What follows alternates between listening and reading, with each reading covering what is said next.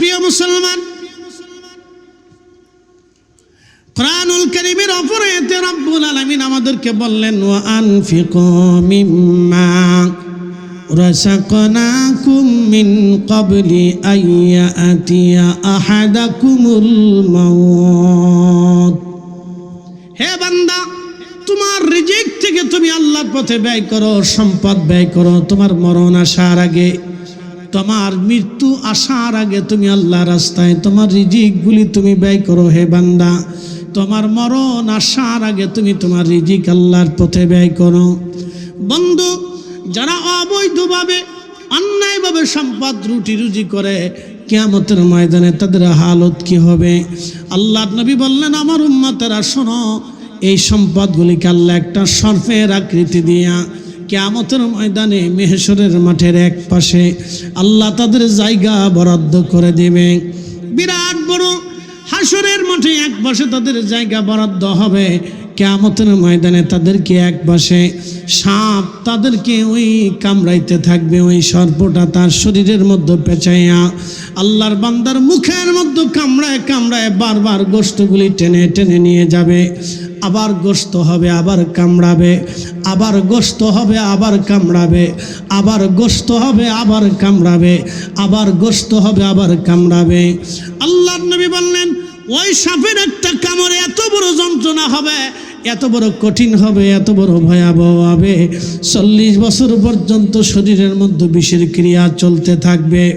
নবী বললেন, কতদিন কামড়াবে সেটাও কোরআনে আল্লাহ বলে দিলেন, তারুজুল মালাইকাতু ওয়ার রূহু ইলাইহি ফি ইয়াউমিন কানা মিকদারুহু 50 আলফা সানা।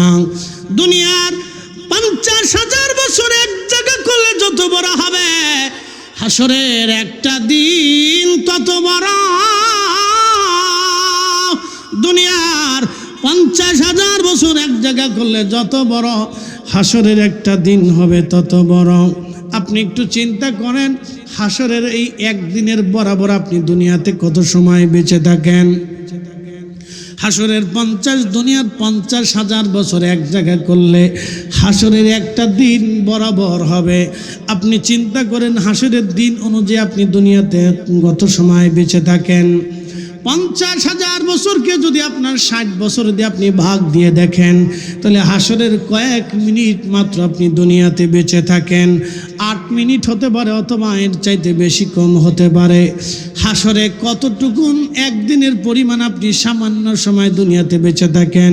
60 বছর যদি হায়াত হয়, 20 বছরও চলে যায় ঘুমে ঘুমে, বাকি 20 বছরও চলে যায় হেলায় হেলায় হেলায় হেলায়, বাকি 20 বছরের সাংসারিক ঝামেলায় কাজকর্মে কাজে কর্মে দুনিয়ার নানান চিন্তা চেতনায় বাকি 20 বছর পার হয়ে যায়।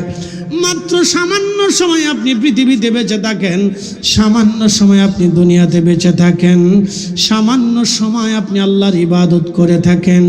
এই সামান্য সময় দিয়ে আপনি কি পরিমাণে নাজাতের আশা করবেন একটু চিন্তা করে দেখেন। জিন্দেগি তো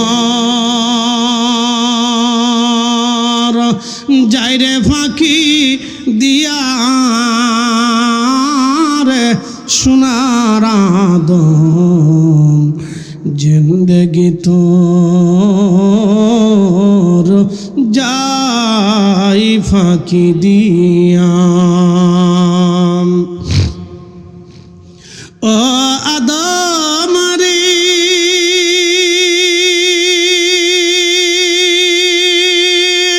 পাগে ধরিয়া গেছে দাড়ি, দন্ত মাসে গোটা চারি,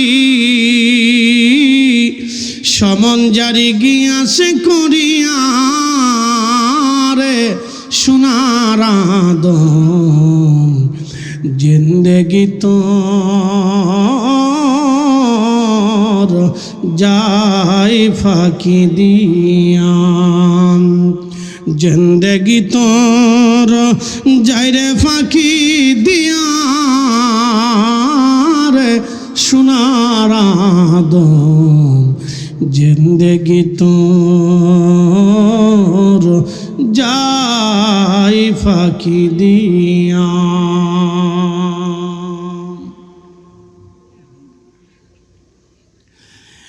বুড়িচংবাসী,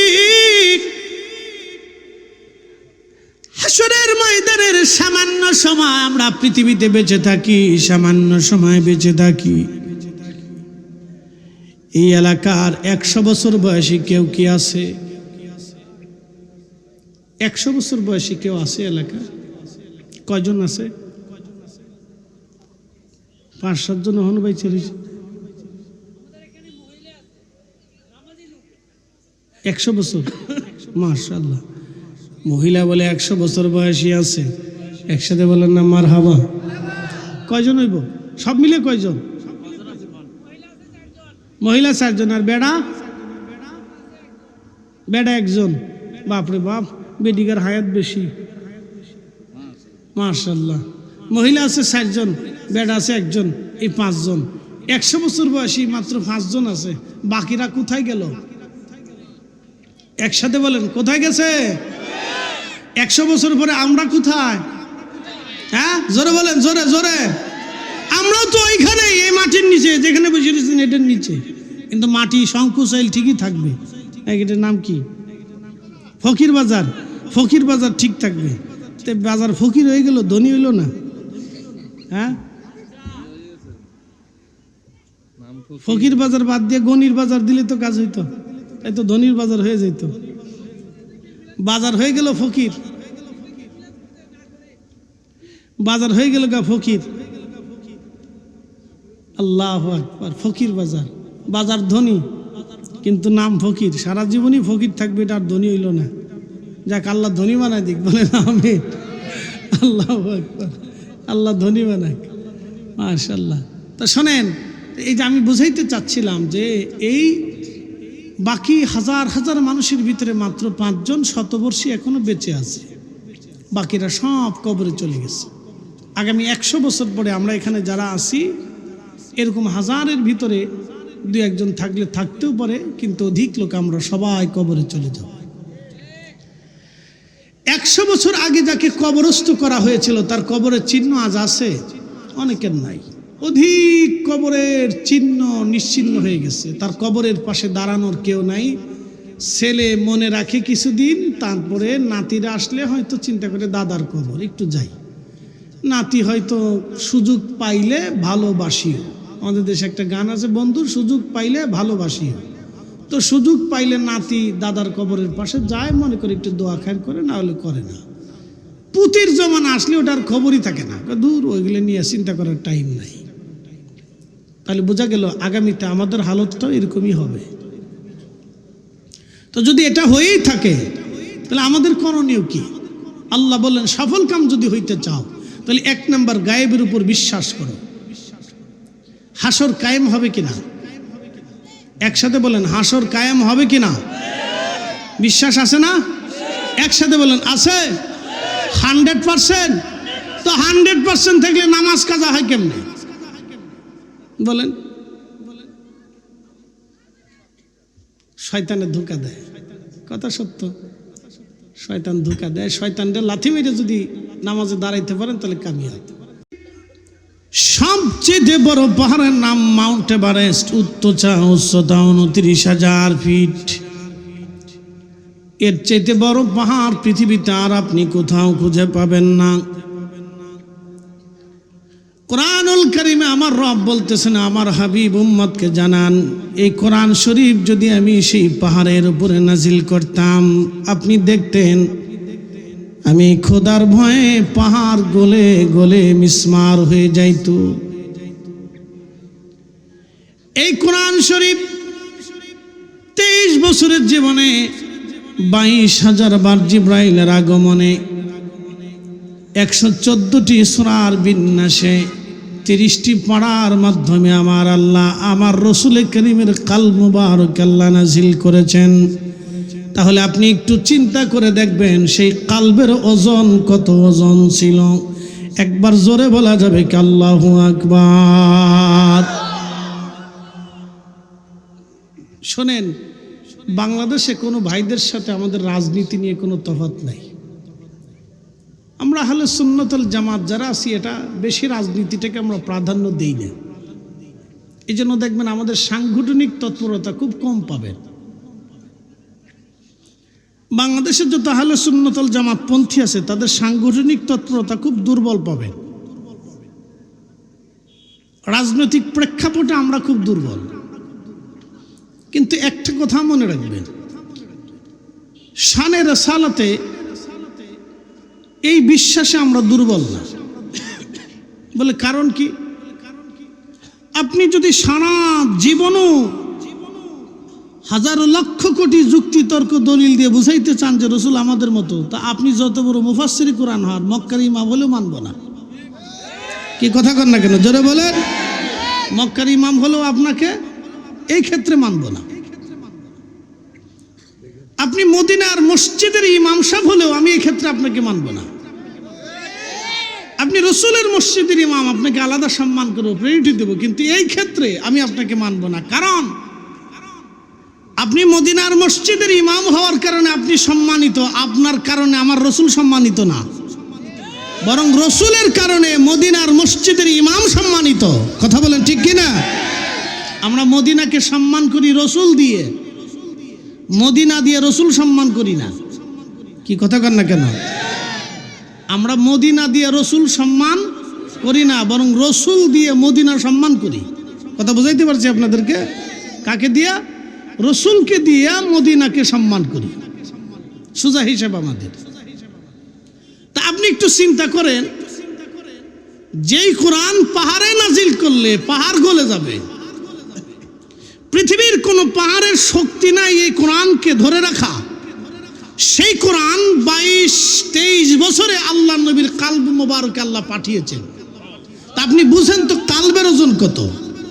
তো কালবের ওজন যদি এটা হয়, তাহলে যে দেহ মোবারক কোরআনকে ধারণ করেছিল সেই দেহর ওজন কত?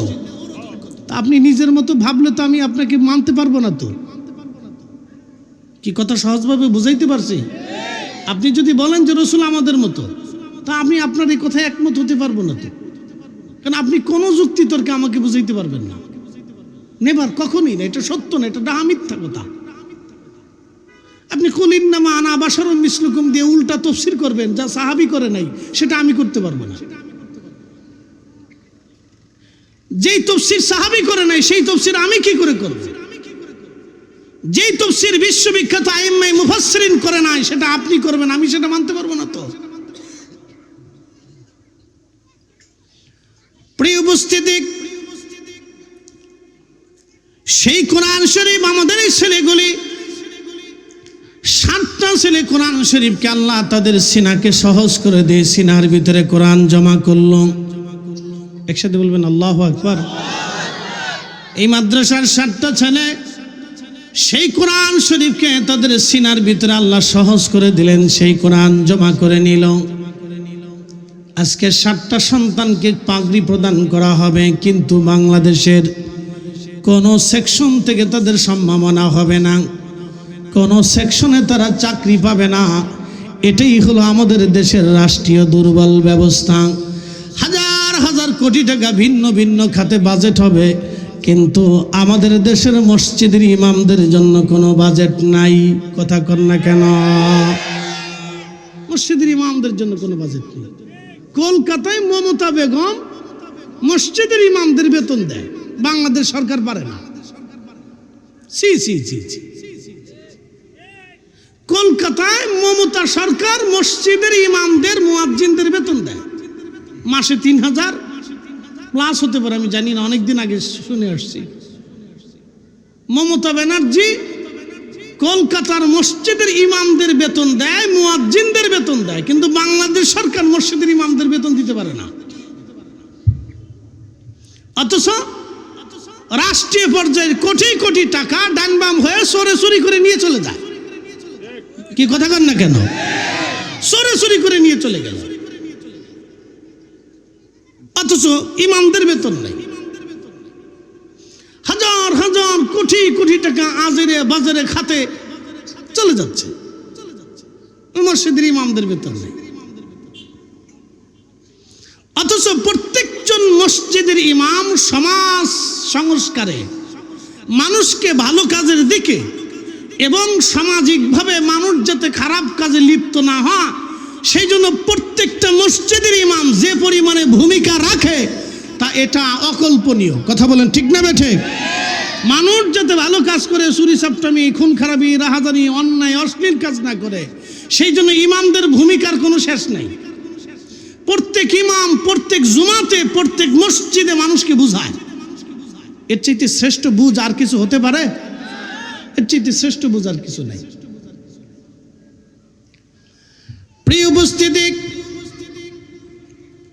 এই পবিত্র কুরআনুল কারীম আমাদের 7টা ছেলে আজকে মুখস্থ করলো, তাদেরকে সম্মাননা দেওয়া হবে। অথচ কোরআন এত দামি, আল্লাহ বলে দিলেন, হাবিব এই কোরআন যদি পাহাড়ের উপরে নাজিল করতাম, আমি রব্বে কারীমের ডনে পাহাড় গলে গলে মিসমার হয়ে যাইত। পৃথিবীর এত বড় পাহাড়টাও যদি গলে মিসমার হয়ে যায়, তাহলে বুঝে নেন কোরআনের ওজন কত। কারণ এটা আল্লাহর জবান নিঃসৃত কালাম, এটা আল্লাহর কালাম, কালামুল্লাহ শরীফ। একবার জোরে বলা যাবে কি আল্লাহু আকবার। এমন এক মহাগ্রন্থ রব্বুল আলামিন এই পবিত্র কোরআন শুরু করার আগে বলে দিলেন, যালিকাল কিতাবু লা রাইবা ফীহি হুদাল লিল মুত্তাকিন।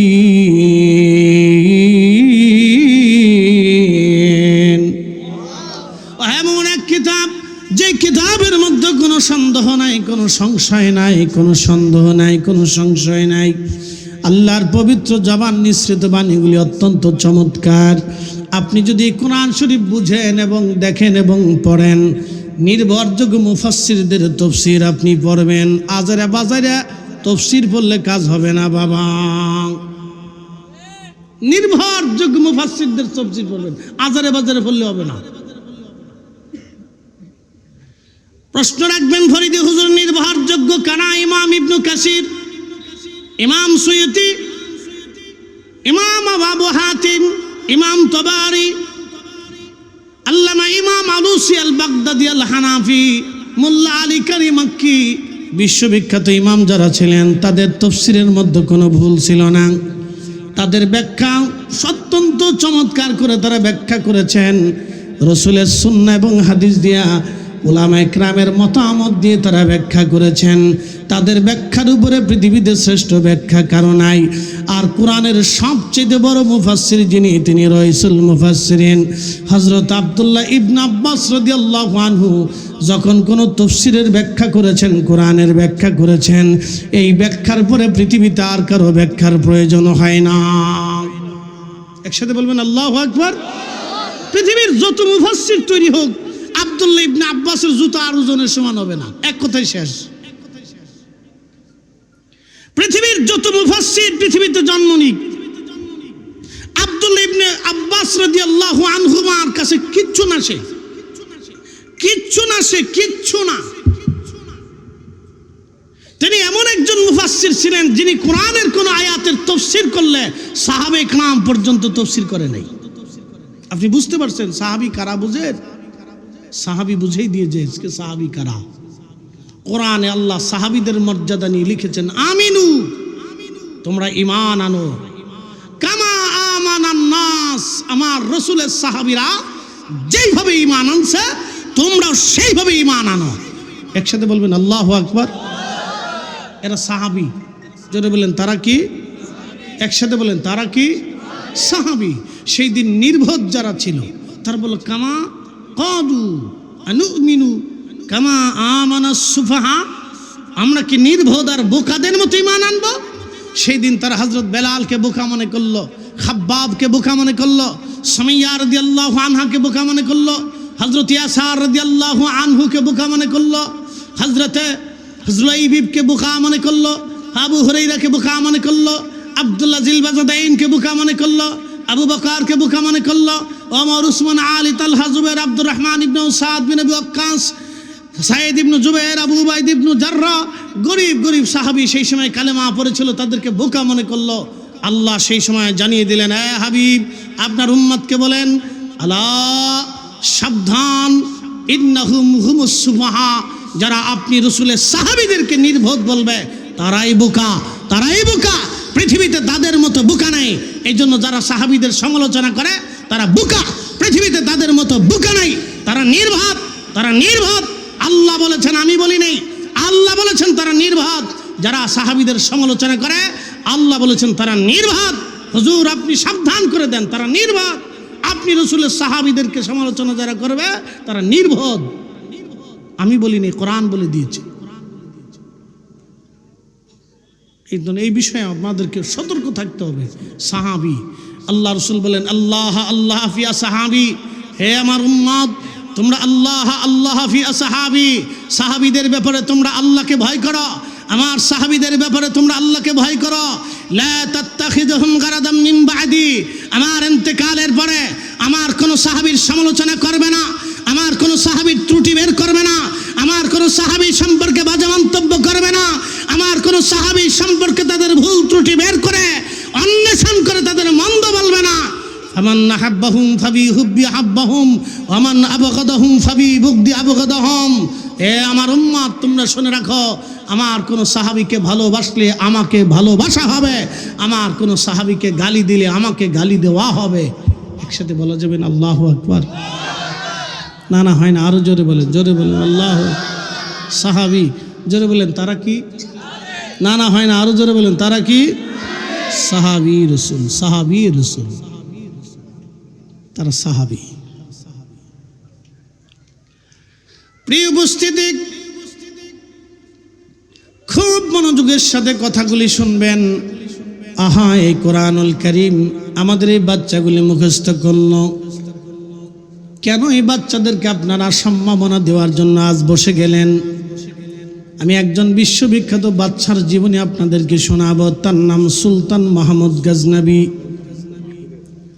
সুলতান মাহমুদ গজনবী রাহিমাহুল্লাহ গজনি সাম্রাজ্যের সুলতান ছিলেন। বর্তমান আফগানিস্তান এবং উজবেকিস্তান, তাজিকিস্তান, তুর্কমেনিস্তান, এরপরে পাকিস্তান, ইরানের বেলুচিস্তান থেকে শুরু করে পৃথিবীর বিশাল একটা অংশের বাদশাহ ছিলেন তিনি। পৃথিবীর এক বিরাট শক্তিশালী বেল্টের বাদশাহ তিনি ছিলেন সুলতান মাহমুদ গজনবী। ওনার আদত ছিল রাত্রিবেলা ঘুরে ঘুরে দেখতেন প্রজারা খায় কি খায় না, ঘুমায় কি ঘুমায় না। সুলতান মাহমুদ গজনবী খোলাফায়ে রাশিদিনের চরিত্রে রাজ্য পরিচালনা করার চেষ্টা করতেন। তিনি আমাদের মুসলিম মিল্লাতের একজন সম্মানিত বাদশা। সুলতান মাহমুদ গজনবী রাহিমাহুল্লাহ তিনি রাতের আধারে স্বর্ণের প্রদীপ হাতে নিয়ে বের হয়ে গেলেন ছদ্মবেশে। ঘুরতে ঘুরতে তিনি একটা বাজারে চলে গেলেন। বাজারে যাওয়ার পরে সুলতান মাহমুদ দেখলেন একটা ছেলে দোকানদারের প্রদীপের পাশে বসে বসে বসে বসে কিতাব পড়তেছে। ওই ছেলেটা যখন কিতাব পড়ে সুলতান মাহমুদ গজনবী জিজ্ঞেস করলেন, বেটা তুমি যে দোকানদারের প্রদীপের আলো হাওলাত করে কিতাব পড়তেছ, তোমার কি কোনো প্রদীপ নাই? ছেলেটা জবাব দিল, আমি এতিম মাদ্রাসায় পড়াশোনা করি, প্রদীপ কেনার মতো কোনো পয়সা করি আমার হাতে নাই। এই জন্য প্রত্যেক দিন এই দোকানদারের আলোর পাশে বসে বসে আমি কিতাব পড়ে কিতাব অধ্যয়ন করি। সুলতান মাহমুদ গজনবী দোকানের সামনে ছেলেটার সামনে দাঁড়ায় দাঁড়ায় চিন্তা করলেন, হায় রব, আমার হাতের মধ্যে স্বর্ণের প্রদীপ, আমার ঘরের মধ্যে স্বর্ণের প্রদীপ, আমার রাজপ্রাসাদের স্বর্ণের প্রদীপ, আর একটা তলবে আলে মাস প্রদীপবিহীন দোকানের প্রদীপের আলো হাওলাত করে কিতাব পড়ে কিয়ামতের ময়দানে রসুলের দরবারে যদি নবী জিজ্ঞেস করেই বসে, সুলতান মাহমুদ আমার একজন তলাবা হাদিস অন্বেষণ করতে যাইয়া কিতাব পড়তে যাইয়া অন্যের প্রদীপের আলো হাওলাত করেছিল, সুলতান মাহমুদ তুমি সুলতান থাকা অবস্থায় কি ব্যবস্থা নিয়েছিলাম, আমি সেই দিন রসুলের দরবারে কি জবাব দিব? আমি সেই দিন, শোনেন, অন্তরে ডর এসে গেল, ভয় ভয় ভয়। এই ভয়টা সবার ভিতরে নাই। এই ভয়টা যদি আমাদের মধ্যে থাকতো, আচ্ছা কি মনে হয় কিয়ামতের ময়দানে রসুলের হামদের পতাকা ছাড়া জান্নাতে যাওয়ার কোনো রাস্তা আছে? থাকলে আমাকে একটু দেখান। কোন ডকুমেন্টস আছে আমাকে দেখান একটু। পৃথিবীর কোন রসুল করিমের কোন হাদিস গ্রন্থের ভিতরে, কোন হাদিসের পেনা পৃষ্ঠার ভিতরে আছে আমাকে একটু দেখান যে আপনি রসুল করিমের হামদের সুপারিশের পতাকার মাধ্যম ব্যতীত, রসুল ব্যতীত আপনি জান্নাতে যাবেন, আমাকে দেখাই দিতে হবে। দেখান আমাকে। পৃথিবীর কোরআনের কোন পৃষ্ঠার ভিতরে আপনি আমাকে দেখাবেন যে রসুল ব্যতীত আপনি জান্নাতে যাবেন। আল্লাহর নবী বলেছেন, এ উম্মত তোমরা শোনো, আমি রসুল সবার আগে 70,000 উম্মত নিয়ে আমি নবী আগে জান্নাতের তালা খুলব। আমার আগে, আমার উম্মতের আগে কেউ জান্নাতে যেতে পারবে না, পারবে না, পারবে না। কোন উম্মতকে কোন নবীকে আল্লাহ প্রায়োরিটি দেয় নাই, শুধুমাত্র তোমাদের নবীকে আল্লাহ দিয়েছে।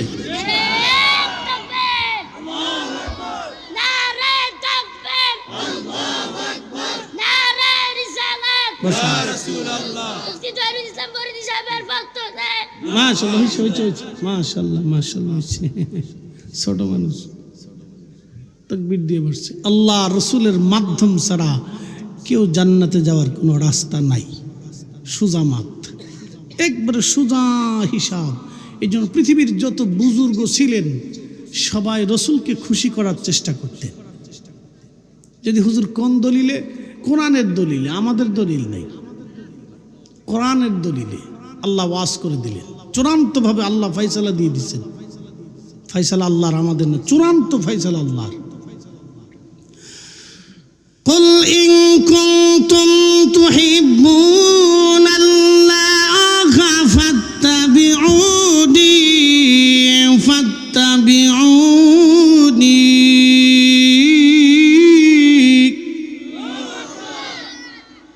বুঝতে কি কোনো অসুবিধা হচ্ছে? বুঝে যান। কুল ইন কুনতুম তুহিব্বুনাল্লাহ।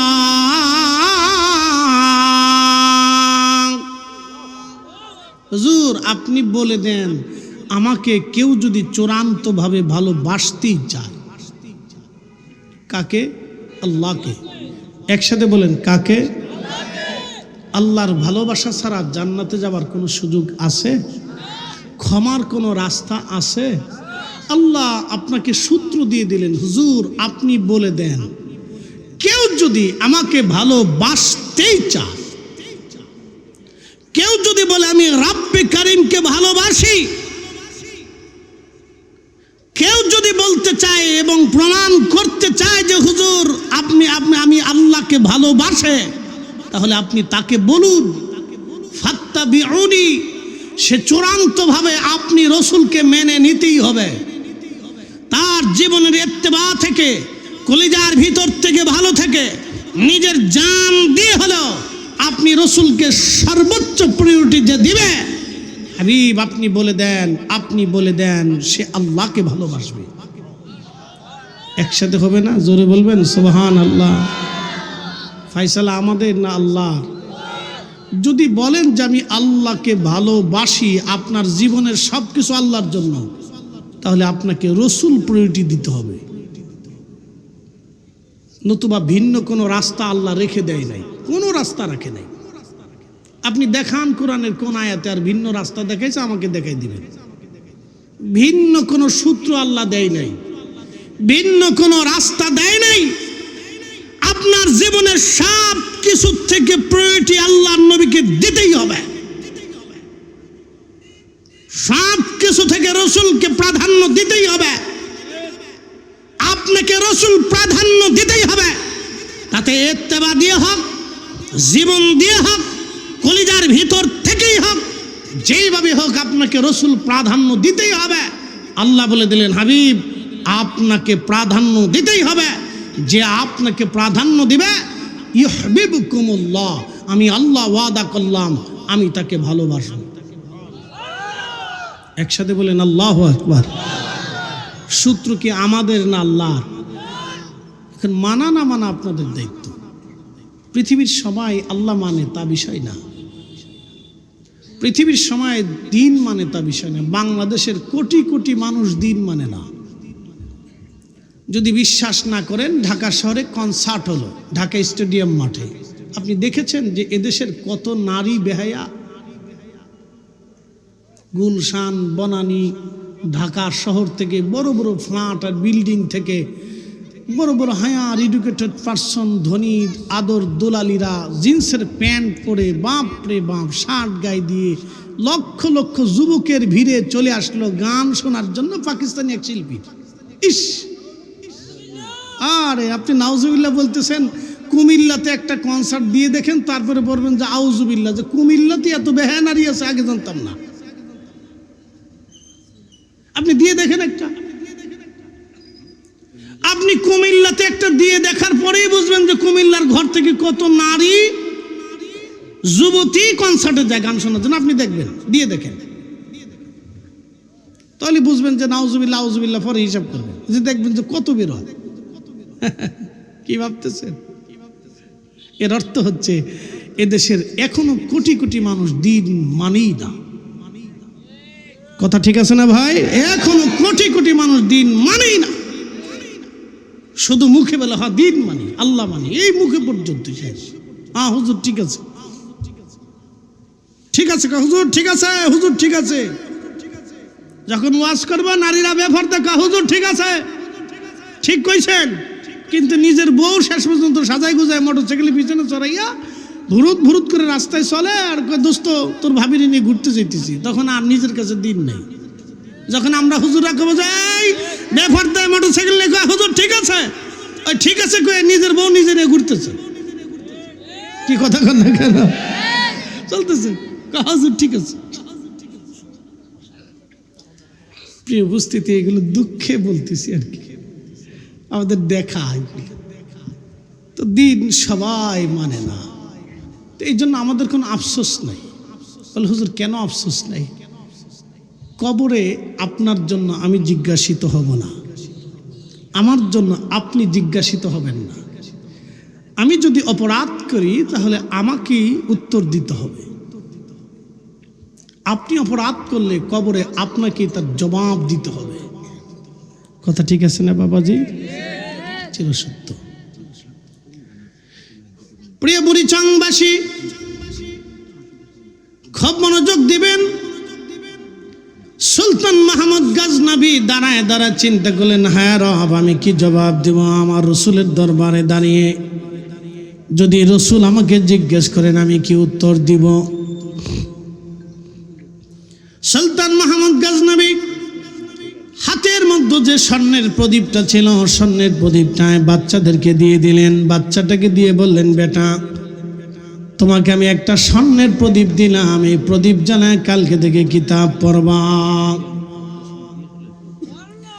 এই প্রদীপটা দান করার পরে সুলতান মাহমুদ গজনবী রাহিমাহুল্লাহ চলে গেলেন, রাজপ্রাসাদে ঘুমিয়ে আছেন। স্বপ্ন দেখতেছে রাহমাতুল লিল আলামিন সুলতান মাহমুদের রুমে, তার প্রাসাদে, তার বিশ্রামাগারে, তার বেডরুমে, সুলতান মাহমুদের বেডরুমে আল্লাহর হাবিব প্যারা মেহবুব নবী তশরিফ এনেছেন। একবার জোরে বলা যাবে কি মারহাবা? সহিহ বুখারীতে কিতাবুর রুইয়াতে নবীজি বললেন, মান রাআনি ফিল মানাম, কেউ যদি স্বপ্নে আমাকে দেখো, মান রাআনি ফিল মানামি ফাকাদ রা আল্লাহ, কেউ যদি স্বপ্নে আমাকে দেখো তাহলে ভাববা আমি নবী বাস্তব তোমার সঙ্গে দেখা দিয়েছি। পৃথিবীর সমস্ত মানুষের স্বপ্ন একরকম, আমার রসুলের স্বপ্ন ভিন্ন রকম। আপনার বাবা আপনার স্বপ্নে আসলে বুঝবেন আপনার বাবা বাস্তবে আসে নাই, কিন্তু রসুল যদি স্বপ্নে আসে তাহলে বুঝবেন বাস্তব এসেছে। একবার জোরে বলা যাবে কি আল্লাহু আকবার? এর অর্থ হচ্ছে কি, আপনাদেরকে এই হাদিস থেকে একটা মাসালা বুঝিয়ে দিয়ে যাব। আজ 1450 বছর ধরে রসুল স্বপ্ন দেখান। উসমান গনি জিন্নুরাইন শহীদ হয়ে যাবেন তিনি, যেই দিন তিনি শহীদ হবেন মসজিদের ভিতরেই বিদ্রোহীরা দুর্বৃত্তরা তাকে শহীদ করেছিল। উসমান গনি জিন্নুরাইন রাদিয়াল্লাহু তাআলা শরীফ পড়তেছিলেন ফজরের পরে। কোরআন শরীফ পড়তে পড়তে মসজিদে তিনি হেলান দিয়ে ঘুমিয়ে পড়লেন। স্বপ্নের ঘরে দেখতেছেন রাহমাতুল লিল আলামিন আসছে। নবীজি উসমানকে ডেকে বলেন, উসমান কেমন আছো? বলে, ইয়া রাসূলুল্লাহ, দুনিয়ার জঞ্জাল আর ভালো লাগে না। উসমান, তুমি কি দুনিয়াতে থাকবা না চলে আসবা? উসমান গনি জবাব দিলেন, ইয়া রাসূলুল্লাহ, দুনিয়াতে আর আমার এই জঞ্জাল ভালো লাগে না, থাকতে মন চায় না। নবী বলেন, উসমান তাহলে তুমি চলে আসো, তুমি তো রোজা আছো, আজকে তুমি শহীদ হয়ে যাবা। উসমান, আমরা দুইজন জান্নাতে তোমাকে নিয়ে আমি সন্ধ্যাবেলা ইফতার করব, একসাথে বলেন আল্লাহু আকবার। আপনি একটু বুঝেন তো, উসমান রাদিয়াল্লাহু আনহু রোজা রাখছে, এটাও দরবারের রিসালাতে খবর আছে। আপনি এগুলিকে ছোট করে দেখার তো সুযোগ নেই, এগুলি ছোট করে দেখার কোনো সুযোগ নেই। শোনেন, আজকে আপনাদেরকে বলি, পৃথিবীর রাজারা রাজত্ব করেছিল রাষ্ট্রীয়ভাবে, আইন জনগণকে শাসন করার জন্য।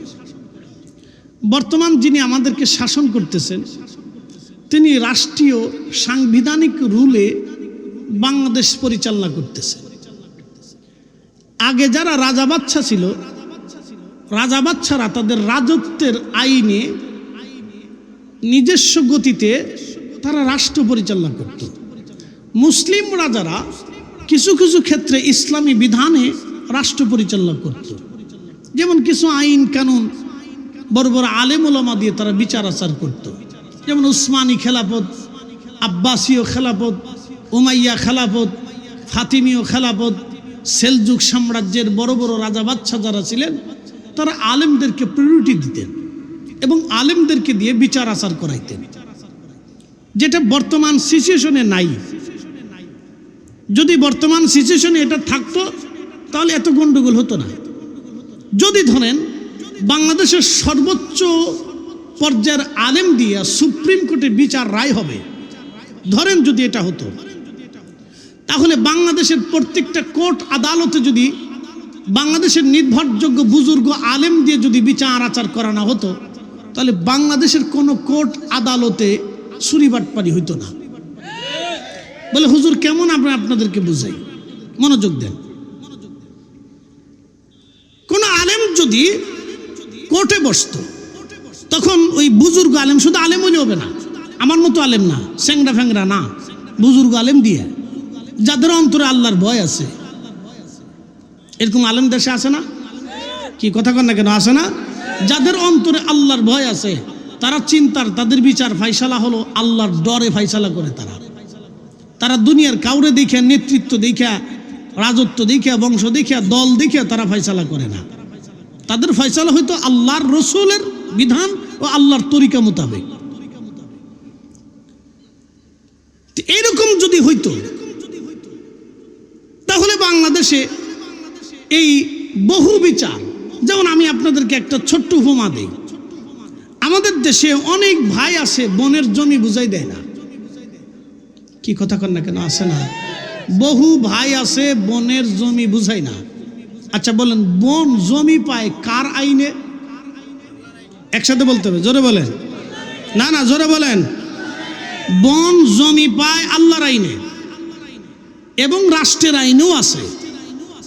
তো বনে জমি পায়, জমির ভাই বুঝায় না, বুঝায় না, বুঝায় না, বনে মামলা করছে।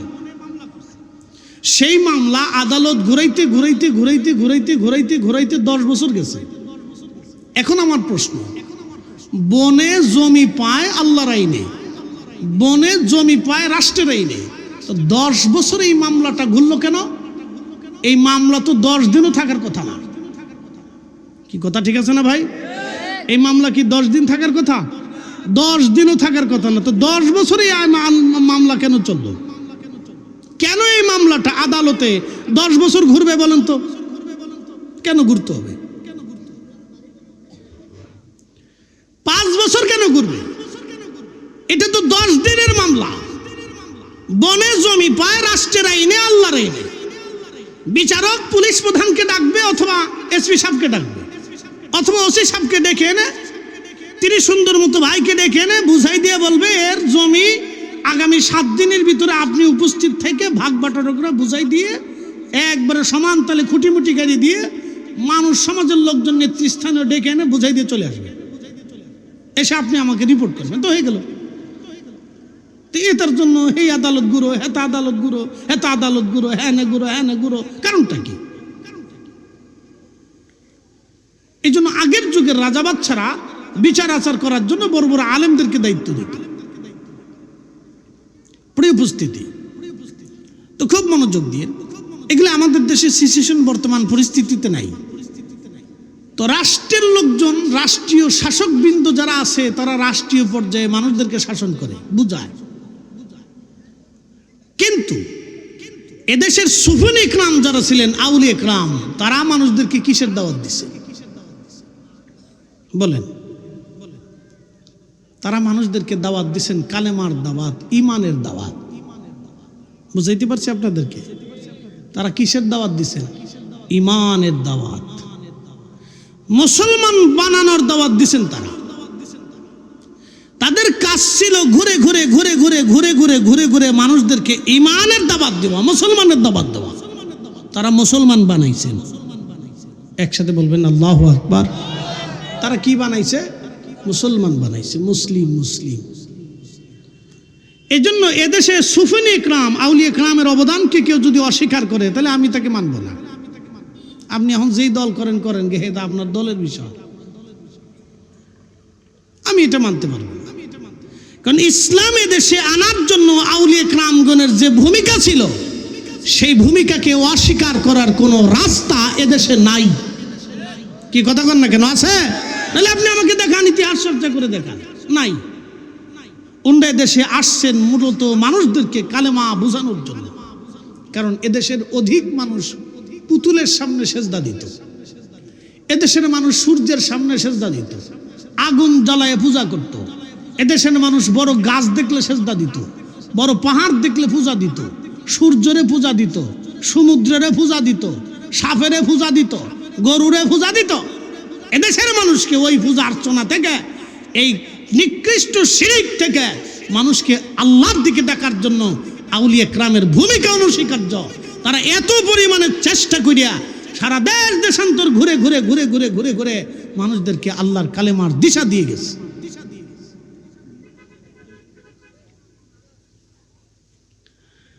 প্রিয় উপস্থিতি,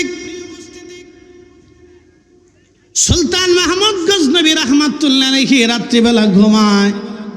আল্লাহর নবী স্বপ্নে এসে বললেন, সুলতান, তুমি আজকে একজন তলাবাকে সম্মান করেছ, সুলতান একজন তলাবাকে ইজ্জত দিয়েছ। সুলতান মাহমুদ গজনবী, আমি রাসূল তোমাকে একটা সুসংবাদ দেওয়ার জন্য আসলাম। তুমি আজকে একজন আমার তলাবাকে সম্মান করেছ। সুলতান, তুমি তাকে সম্মান করো নাই, মূলত তুমি আমি রাসূলকে সম্মান করেছ। ও সুলতান, আমি রাসূল দোয়া করে দিয়ে গেলাম, আল্লাহ দুনিয়া এবং আখিরাতে তোমাকে সম্মানিত করবে।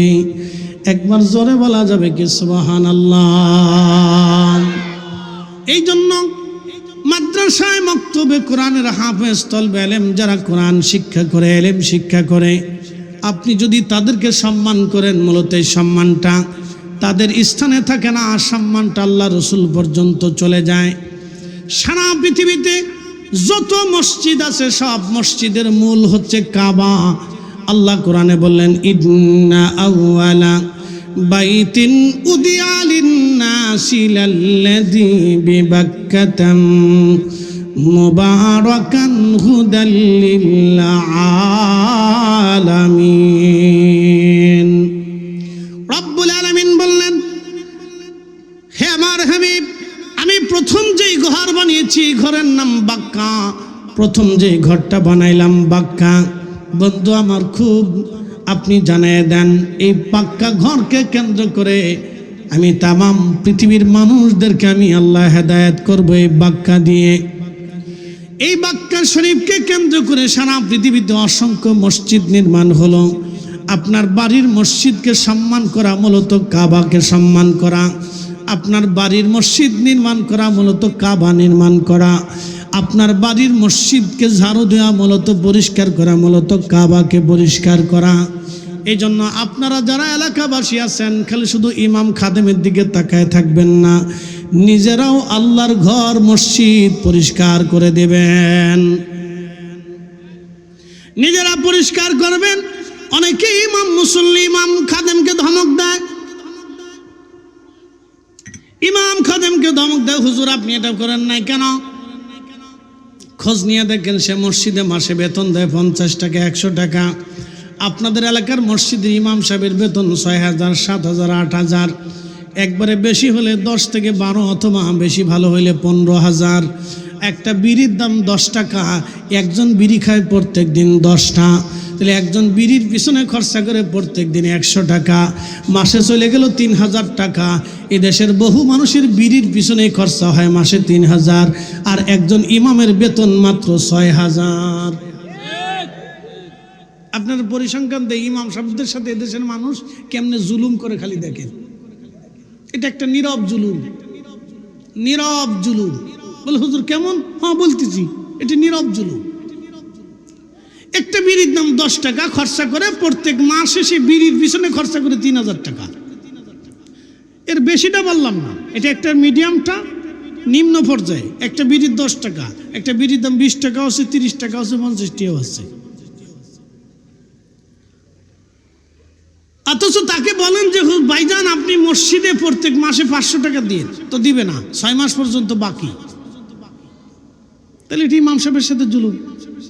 আবার সে চিন্তা করে যে আমি মইরে বেহেশত পাবো, বেহেশত 80টা হুর পাবো। শয়তানে হাসে, কয় বাপরে বাপ তুই আমার সাথে বড় চিটা।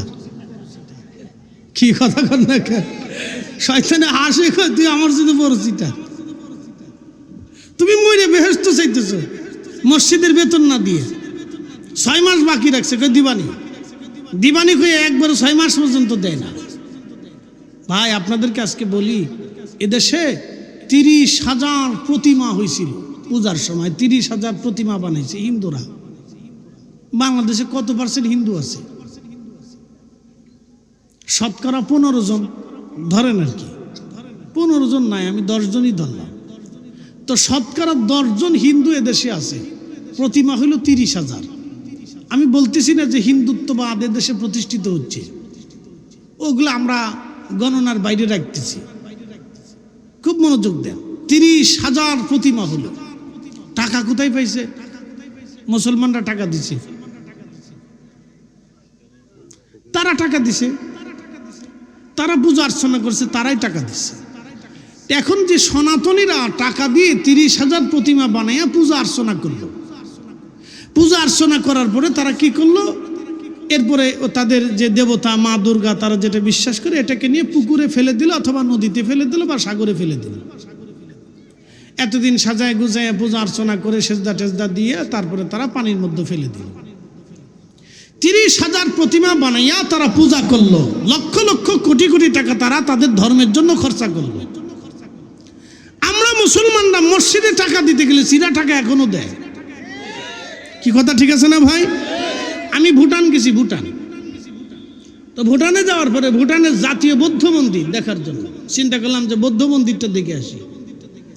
তা আমি বৌদ্ধ মন্দির দেখার জন্য যখন ঢুকছি, স্বর্ণ দিয়ে মন্দিরটা বানানো, বাহ্যিক দৃষ্টিতে সুন্দর বলতেই হয় আর কি।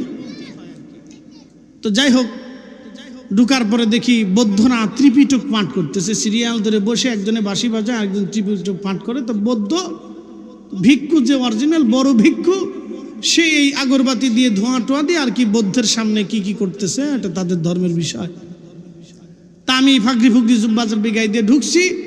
ঢুকার পরে হাতে আমার বুড়া আঙ্গুল দেখা, কয় ওয়েলকাম। তা আমি চিন্তা করলাম তার আমার বুড়াটা দেখাইছে আর জোয়ানটা দেখাই তো লাভ নেই, আমি তো বুড়াটা দেখাই দিলাম, যে ঠিক আছে ওয়েলকাম বালা।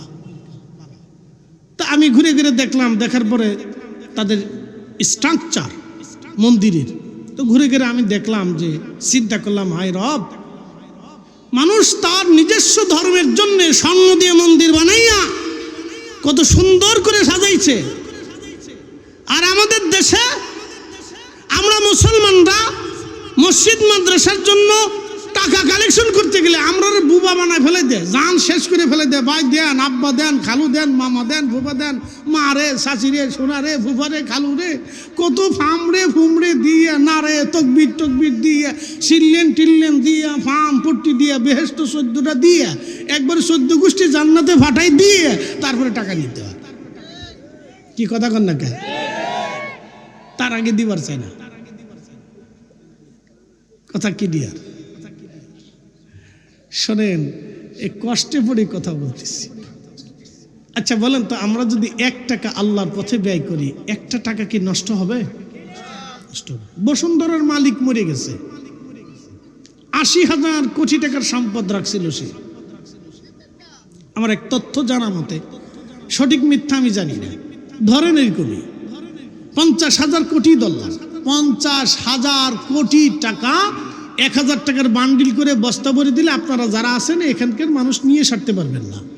এত টাকা প্রত্যেক দিন যদি সে চিন্তা করতো আমি একটা হাতি জবাই করে খাবো, পারত, কিন্তু খাইতে পারবে না, জবাই দিতে পারতো। তার এত টাকা, টাকা শেষ হইতো না। সে যদি চিন্তা করো আমি একটা প্রত্যেক দিন হরিণ জবাই করে খাবো, তাও পারতো। বলেন খাইতে পারছে? কষ্ট হইতেছে নি আপনাদের? খাইতে পারছে? আল্লাহর সিদ্ধান্তের বাহিরে আপনি 1 ঢোক চা বেশি খেতে পারবেন? একটা ভাতের দানা বেশি খেতে পারবেন? যদি বিশ্বাস করে থাকেন তো মানুষ সুদ খায় কে? আপনি আল্লাহর সিদ্ধান্তের বাহিরে একটা ভাতের দানা বেশি খাওয়ার সুযোগ কোনো মানুষের নাই। যদি মানুষ এই বিশ্বাস করে যে রবের প্রতি আমার এই বিশ্বাস আছে, তাহলে মানুষ সুদ খায় কেন, ঘুষ খায় কেন? মানুষ বুঝে না নিজেও যে আমি কি লেগে খাই। সে খাইতে পারবে না তো। ব্যাংকে 1,000 কোটি টাকা থাকবে, খেতে পারবে না। ফয়সালা কার? আল্লাহর ফয়সালা। وترزق من تشاء بغير حساب।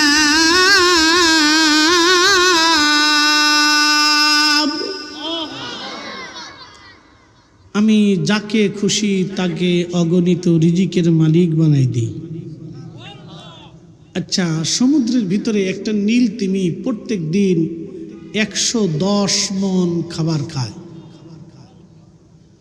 আপনি কত মণ খেতে পারেন? 1 পোয়া চালের ভাতের বেশি খাওয়ার সুযোগ আপনার আমার নাই। যারা কাজ করে তারা হলো খেলে খেতেও পারে। 1 পোয়া চালের ভাত, এর বেশি খাওয়ার সুযোগ নেই। তারপরেও মানুষ অবৈধভাবে সম্পদ রুটি রুজি করার জন্য খুব ব্যস্ত থাকে।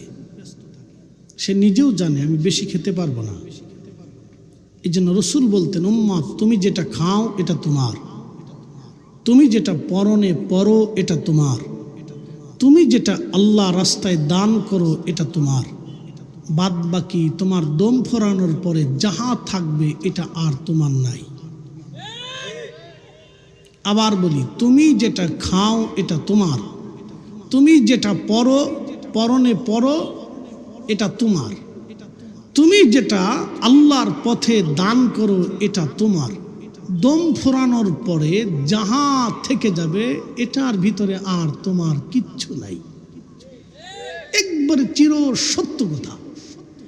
আল্লাহ রসুলের কথা যদি আপনি বিশ্লেষণ করেন তা আপনার মাথা হেঁট হয়ে আসবে যে আল্লাহর নবী কত সুন্দর সুন্দর কথা বলে গেছেন। এই জন্য কারি কোরআন তেলাওয়াতের পরে একটা শব্দ উচ্চারণ করে, ওয়া সাদাকা রসুলুহুন নাবিয়্যুল হাবিবুল কারীম, নবী যাহা বলেছে তাহা সত্য বলেছে। রসুলের কথা একটাও মিথ্যা না, তিনি যা বলেছে তাই ঠিক। আল্লাহর নবী যাহা বলেছে তাহা ঠিক, একটা শব্দ মিথ্যা হবে না।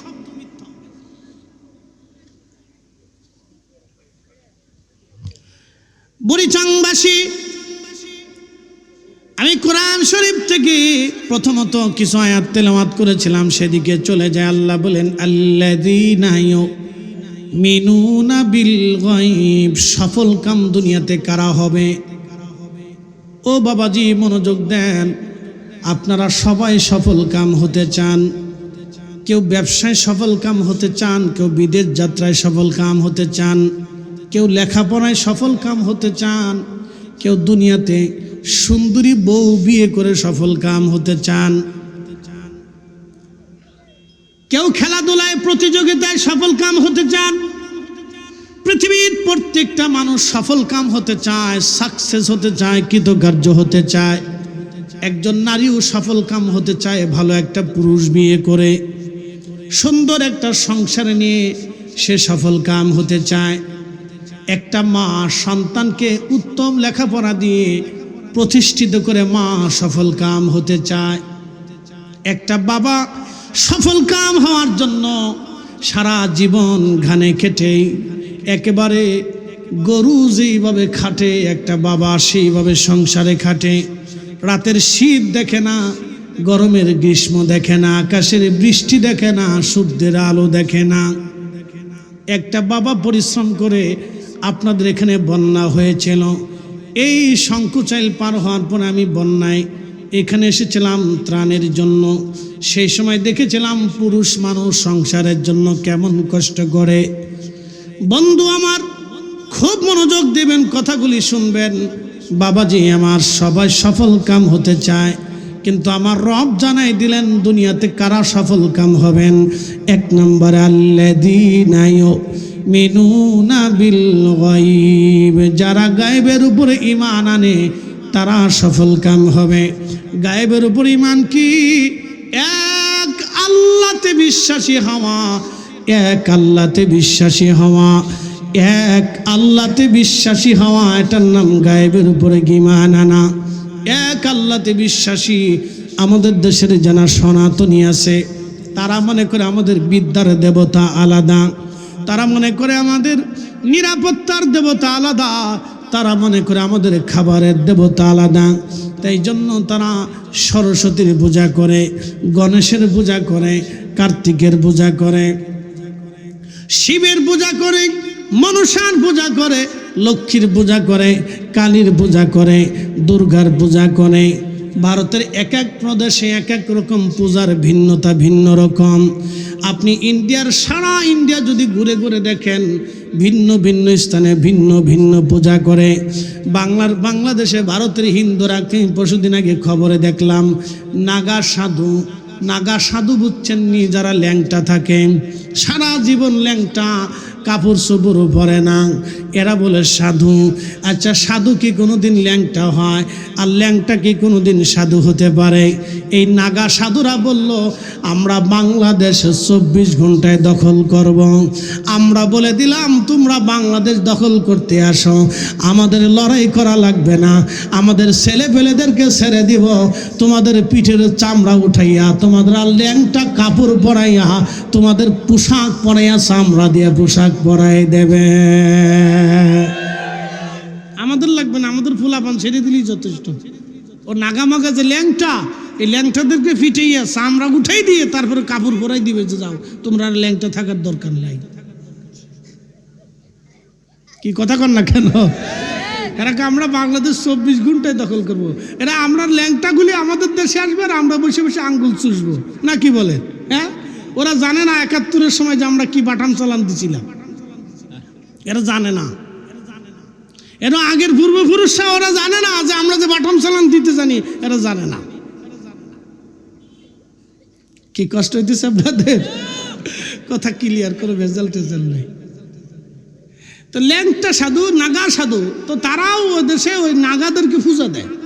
ওই ল্যাংটা বলে, হেতা বলে ভগবান, এটা তাদের বিশ্বাস। আমি তাদেরকে কটাক্ষ করব না, কারণ কোনো ধর্ম নিয়ে কটাক্ষ করার অধিকার আমার নাই।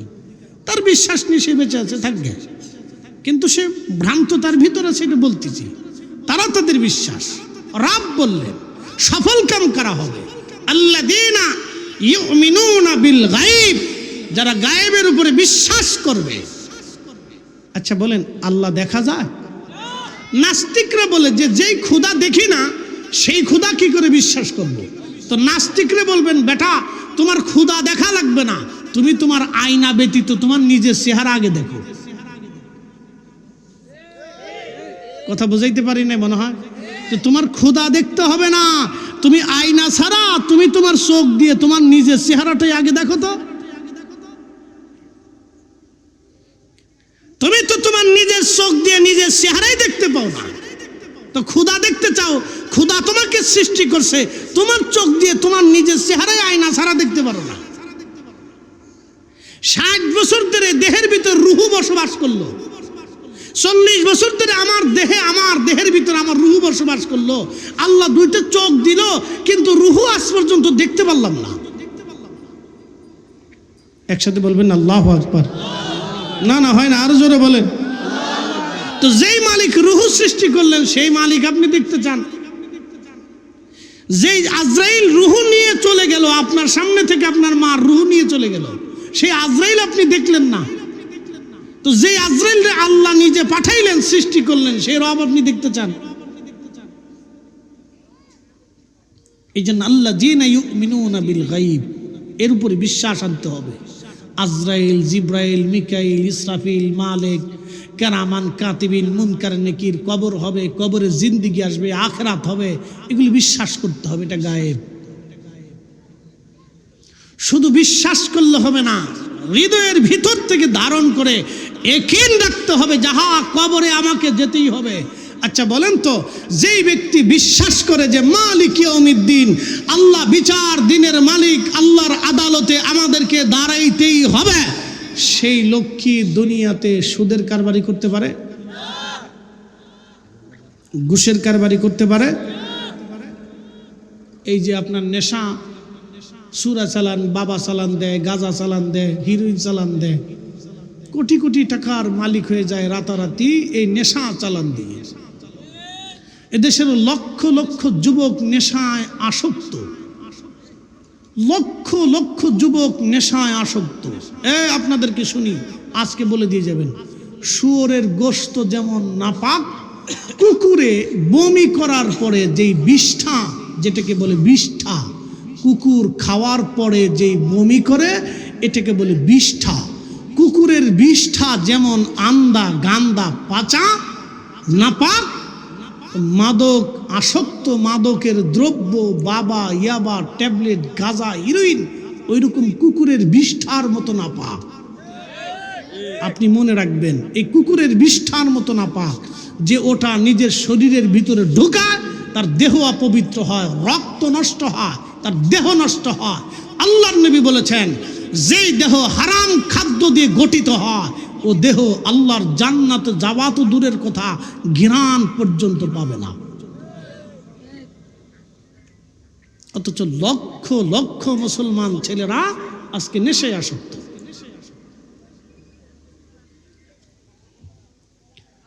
প্রিয় বুড়িচংবাসী, সফল কাম করা হবে আল্লাহর কোরআন থেকে আমি বোঝাচ্ছি, মনোযোগ দেন। মুনকার নাকির আছে, কেরামান কাতিবিন আছে, বিশ্বাস করতে হবে। শুধু এইখানে শেষ না, এরপরে আমার রব্বে কারীম বললেন, আল্লাযীনা ইউমিনুনা বিল গায়বি ওয়া ইউকিমুনাস সালাত। নামাজ প্রতিষ্ঠিত করতে হবে, নামাজ নিজের জীবনে সালাত প্রতিষ্ঠিত করতে হবে, নিজের পরিবারের জীবনে সালাত প্রতিষ্ঠিত করতে হবে, রাষ্ট্রীয় জীবনে সালাত প্রতিষ্ঠিত করার চেষ্টা করতে হবে। বন্ধু খুব মনোযোগ দিবেন, নিজের জীবনে নামাজ প্রতিষ্ঠিত করা, 5 ওয়াক্ত নামাজি হওয়া, নিজের পরিবারকে নামাজি বানানো, নিজে জাহান্নাম থেকে বাঁচা, নিজের আহলকে জাহান্নাম থেকে বাঁচানোর চেষ্টা করা। বুড়িচংবাসী মনোযোগ দিয়ে কথাগুলি শুনে যাবেন বাবা। সফল কাম হবে তারা যারা নিজেরা নামাজি হয় এবং নিজের সন্তান আওলাদ ফরজনদেরকে নামাজি বানাইতে চায়। যুবক, আপনাকে বলতেছি, নামাজের কাতারে নিজে দাঁড়াবেন, নিজের স্ত্রীকে নামাজি বানানোর চেষ্টা করবেন, নিজের সন্তানকে নামাজি বানানোর চেষ্টা করবেন। চেষ্টা করবেন আপনি, কামিয়াবি দান করার মালিক আল্লাহ।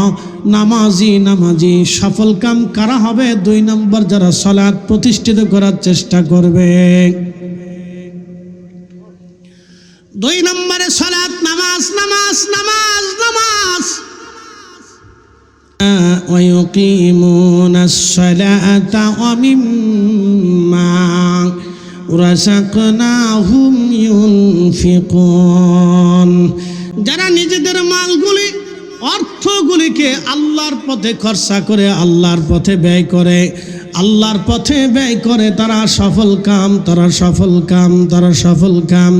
যারা নিজেদের অর্থগুলি আল্লাহর পথে ব্যয় করে, আল্লাহ রাস্তায় নিজেদের অর্থগুলি খরচা করে, তারা সফল কাম। যারা নিজেদের অর্থগুলি আল্লাহর পথে ব্যয় করে, তারা সফল কাম। প্রিয় মুসলমান, কুরআনুল কারীমের অপর আয়াতে রব্বুল আলামিন আমাদেরকে বললেন, ওয়া আনফিকু মিম্মা রাযাকনাকুম মিন ক্বাবলি আইয়াতিয়া আহাদাকুমুল মাউত। হে বান্দা, তোমার রিজিক থেকে তুমি আল্লাহর পথে ব্যয় করো, সম্পদ ব্যয় করো। তোমার মরণ আসার আগে, তোমার মৃত্যু আসার আগে তুমি আল্লাহর রাস্তায় তোমার রিজিকগুলি তুমি ব্যয় করো। হে বান্দা, তোমার মরণ আসার আগে তুমি তোমার রিজিক আল্লাহর পথে ব্যয় করো। বন্ধু, যারা অবৈধভাবে, অন্যায়ভাবে সম্পদ রুটি রুজি করে, কিয়ামতের ময়দানে তাদের হালত কি হবে? আল্লাহর নবী বললেন, আমার উম্মতেরা শোনো, এই সম্পদগুলিকে আল্লাহ একটা সর্পের আকৃতি দিয়া কিয়ামতের ময়দানে মেহশরের মাঠের এক পাশে আল্লাহ তাদের জায়গা বরাদ্দ করে দেবে। বিরাট বড় হাসরের মাঠে এক পাশে তাদের জায়গা বরাদ্দ হবে। কিয়ামতের ময়দানে তাদেরকে এক পাশে সাপ তাদেরকে ওই কামড়াইতে থাকবে। ওই সর্পটা তার শরীরের মধ্যে পেঁচাইয়া আল্লাহর বান্দার মুখের মধ্যে কামড়ায় কামড়ায় বারবার গোশতগুলি টেনে টেনে নিয়ে যাবে। আবার গোশত হবে, আবার কামড়াবে, আবার গোশত হবে, আবার কামড়াবে, আবার গোশত হবে, আবার কামড়াবে, আবার গোশত হবে, আবার কামড়াবে। আল্লাহর নবী বললেন, ওই সাপের একটা কামড়ে এত বড় যন্ত্রণা হবে, এত বড় কঠিন হবে, এত বড় ভয়াবহ হবে, 40 বছর পর্যন্ত শরীরের মধ্যে বিষের ক্রিয়া চলতে থাকবে। নবী বললেন, কতদিন কামড়াবে সেটাও কোরআনে আল্লাহ বলে দিলেন, তারুজুল মালাইকাতু ওয়ার রূহু ইলাইহি ফি ইয়াউমিন কানা মিকদারুহু 50 আলফ সানা। দুনিয়ার 50,000 বছর এক জায়গা করলে যত বড় হবে, হাসরের একটা দিন তত বড়। দুনিয়ার 50,000 বছর এক জায়গা করলে যত বড়, হাসরের একটা দিন হবে তত বড়। আপনি একটু চিন্তা করেন, হাসরের এই একদিনের বরাবর আপনি দুনিয়াতে কত সময় বেঁচে থাকেন। হাসরের দুনিয়ার 50,000 বছর এক জায়গা করলে হাসরের একটা দিন বরাবর হবে। আপনি চিন্তা করেন, হাসরের দিন অনুযায়ী আপনি দুনিয়াতে কত সময় বেঁচে থাকেন। 50,000 বছরকে যদি আপনার 60 বছর দিয়ে আপনি ভাগ দিয়ে দেখেন, তাহলে হাসরের কয়েক মিনিট মাত্র আপনি দুনিয়াতে বেঁচে থাকেন। 8 মিনিট হতে পারে, অথবা এর চাইতে বেশি কম হতে পারে। হাসরে কতটুকুন একদিনের পরিমাণ আপনি সামান্য সময় দুনিয়াতে বেঁচে থাকেন। 60 বছর যদি হায়াত হয়, 20 বছরও চলে যায় ঘুমে ঘুমে, বাকি 20 বছরও চলে যায় হেলায় হেলায় হেলায় হেলায়, বাকি 20 বছরের সাংসারিক ঝামেলায়, কাজকর্মে কাজে কর্মে, দুনিয়ার নানান চিন্তা চেতনায় বাকি 20 বছর পার হয়ে যায়। মাত্র সামান্য সময় আপনি পৃথিবীতে বেঁচে থাকেন, সামান্য সময় আপনি দুনিয়াতে বেঁচে থাকেন, সামান্য সময় আপনি আল্লাহর ইবাদত করে থাকেন। এই সামান্য সময় দিয়ে আপনি কি পরিমাণে নাজাতের আশা করবেন একটু চিন্তা করে দেখেন। জিন্দেগি তো যাইরে ফাঁকি দিয়া রে সোনার আদম, জিন্দেগি তোর যাই ফাঁকি দিয়া। ও আদম রে,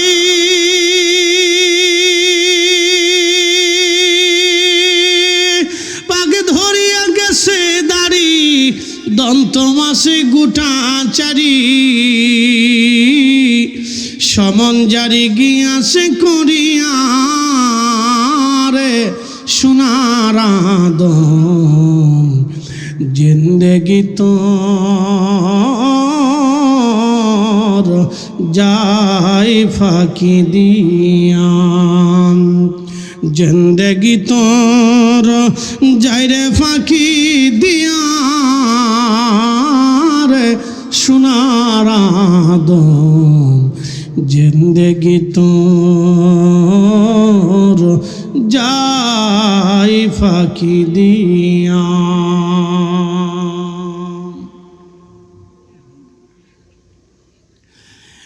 বুড়িচংবাসী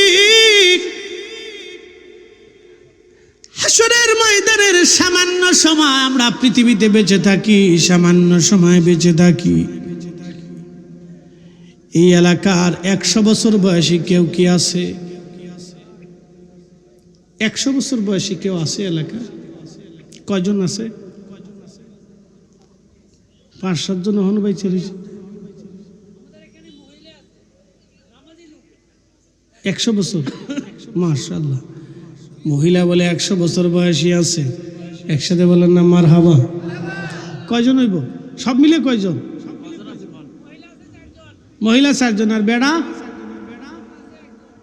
বেড়া 1 জন। বাপরে বাপ, বেডিগার হায়াত বেশি, মাশাআল্লাহ। মহিলা আছে 4 জন, বেড়া আছে 1 জন, এই 5 জন। 100 বছর বয়সী মাত্র 5 জন আছে, বাকিরা কোথায় গেল? একসাথে বলেন কোথায় গেছে?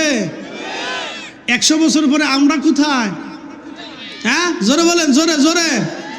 আমরাও তো ওইখানে, এই মাটির নিচে যেখানে বসে রয়েছেন এটার নিচে, কিন্তু মাটি সংকোচাইল ঠিকই থাকবে। এটার নাম কি? ফকির বাজার। ফকির বাজার ঠিক থাকবে। বাজার ফকির হয়ে গেল, ধনী হইল না? হ্যাঁ, ফকির বাজার বাদ দিয়ে গনির বাজার দিলে তো কাজ হইতো, তাই তো ধনীর বাজার হয়ে যেত। বাজার হয়ে গেল ফকির, বাজার হয়ে গেল গা ফকির। আল্লাহু আকবার, ফকির বাজার। বাজার ধনী কিন্তু নাম ফকির, সারা জীবনই ফকির থাকবে, এটা আর ধনী হইল না। যাক, আল্লাহ ধনী বানায় দিক, বলেন আমিন। আল্লাহু আকবার, আল্লাহ ধনী বানাক, মাশাআল্লাহ। তা শোনেন, এই যে আমি বুঝাইতে চাচ্ছিলাম যে এই বাকি হাজার হাজার মানুষের ভিতরে মাত্র 5 জন শতবর্ষী এখনো বেঁচে আছে, বাকিরা সব কবরে চলে গেছে। আগামী 100 বছর পরে আমরা এখানে যারা আছি, এরকম হাজারের ভিতরে 2-1 জন থাকলে থাকতেও পারে, কিন্তু অধিক লোক আমরা সবাই কবরে চলে যাব। 100 বছর আগে যাকে কবরস্থ করা হয়েছিল তার কবরের চিহ্ন আজ আছে? অনেকের নাই। অধিক কবরের চিহ্ন নিশ্চিহ্ন হয়ে গেছে, তার কবরের পাশে দাঁড়ানোর কেউ নাই। ছেলে মনে রাখে কিছুদিন, তারপরে নাতিরা আসলে হয়তো চিন্তা করে দাদার কবর একটু যাই। নাতি হয়তো সুযোগ পাইলে ভালোবাসিও, আমাদের দেশে একটা গান আছে, বন্ধুর সুযোগ পাইলে ভালোবাসিও। তো সুযোগ পাইলে নাতি দাদার কবরের পাশে যায়, মনে করে একটু দোয়া খায়ের করে, না হলে করে না। পুতির জমানা আসলে ওটার খবরই থাকে না, দূর, ওইগুলো নিয়ে চিন্তা করার টাইম নাই। তাহলে বোঝা গেল আগামীতে আমাদের হালতটাও এরকমই হবে।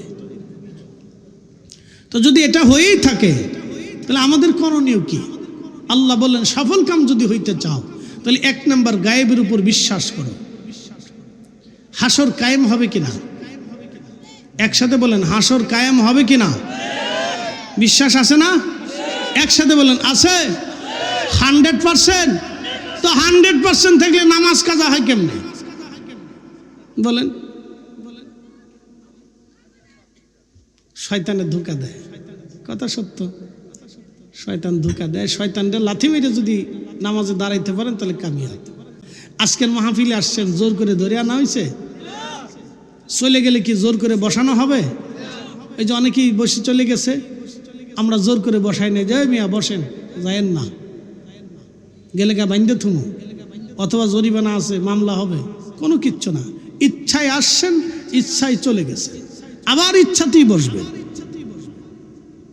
ইচ্ছা হয়েছে বসছে, এর অর্থ হচ্ছে আপনি আল্লাহকে এখনো ভয় পান। যে মাহফিল হচ্ছে, ওলামা একরাম আসতেছে, তাদের কাছ থেকে কিছু শুনব। আমরা পৃথিবীতে আসার উদ্দেশ্য কি? আচ্ছা বলেন তো, সূর্যের আলো কে দেয়? আল্লাহ। সূর্যের আলো আল্লাহ দিলেন। শীত ঋতুর পরিবর্তন আল্লাহ করলেন। ডিসেম্বর জানুয়ারি আসলে অবশ্যই দেশে শীত আসবে। শীত আনার জন্য কোনো দেবতাকে পূজা দিতে হয় না, শীত অটোমেটিক আসবে। বৃষ্টি, বর্ষাকালে বৃষ্টি আসবে। বর্ষাকালে বৃষ্টি আনার জন্য কোনো দেবতাকে পূজা দিতে হয় না, অবশ্যই বৃষ্টি আসবেই। গরমের দিনে গরম পড়বে, গরম পড়ানোর জন্য কোনো দেবতাকে পূজা দিতে হয় না, গরম আসবেই। আচ্ছা বলেন, শীত, গ্রীষ্ম, বর্ষা, শীত, শরৎ, হেমন্ত, এই ঋতুর পরিবর্তন কি আমাদের আইনে না আল্লাহর আইনে? আল্লাহর আইনে। সব কিছুর পরিবর্তন আল্লাহর আইনে, আল্লাহর বিধানে সব পরিবর্তন হলো। আমাদের হাতের মধ্যে কিছু নাই। আপনার নিজের জীবনের বয়সটা আপনার হাতের মধ্যে নেই, এটাও আল্লাহর আইনে। আপনি বালক ছোট্টকালে, শিশুকালে মায়ের কোলে একরকম, মা থেকে আপনি যখন কৈশোরে গেলেন আর একরকম, বালকে ভিন্ন রকম, যুবকে অন্যরকম, বৃদ্ধ গেলে তখন চেহারা চামড়া গুছিয়ে গেল। আপনি হাজার খাবার খেয়ে ব্যায়াম করে আপনি শরীরের ফিটনেস ধরে রাখতে পারেন না, এই কারণে এই স্বাস্থ্য আপনার হাতের মধ্যে নাই, এটা আল্লাহর আইনে চলতেছে। তাহলে বোঝা গেল আমরা আল্লাহর কাছে দুর্বল, আল্লাহর কাছে অসহায়। এই জন্য আল্লাহ বললেন, আল্লাহুস সামাদু লাম ইয়ালিদ ওয়া লাম ইউলাদ। আমি আল্লাহ কারো মুখাপেক্ষী না, সব সৃষ্টিগুলি আমি আল্লাহর মুখাপেক্ষী। আমি আল্লাহ কারো মুখাপেক্ষী না, সবাই আমি আল্লাহর মুখাপেক্ষী। আল্লাহ আল্লাহ আল্লাহ আল্লাহ আল্লাহ আল্লাহ আল্লাহ আল্লাহ আল্লাহ আল্লাহ আল্লাহ। সূর্য, বৃষ্টি, নক্ষত্র, জমিন, আসমান, জমিন, গ্রহ, নক্ষত্র, ঋতু, রাত, দিন, সব আবর্তন বিবর্তন আল্লাহর ইশারায়। অণু, পরমাণু, তাম সৃষ্টি, যিনি মুহূর্তের ভিতরে তাম সৃষ্টি আল্লাহ নিরূপণ করেন, পরিচালনা করেন, সূক্ষ্মভাবে সুনিয়ন্ত্রিতভাবে আল্লাহ নিয়ন্ত্রণ করেন, আল্লাহ পরিচালনা করেন। আমার রব, আমার আল্লাহ। আমার আল্লাহ বলেন, বান্দা সফল কাম যদি হতে চাও, 1 নাম্বার গায়েবের উপরে বিশ্বাস করবা, 2 নাম্বার সনাত প্রতিষ্ঠিত করবা, 3 নাম্বার তোমার রিজিক থেকে আল্লাহর পথে দান করবা। তোমার রিজিক থেকে আল্লাহর পথে দান করবা।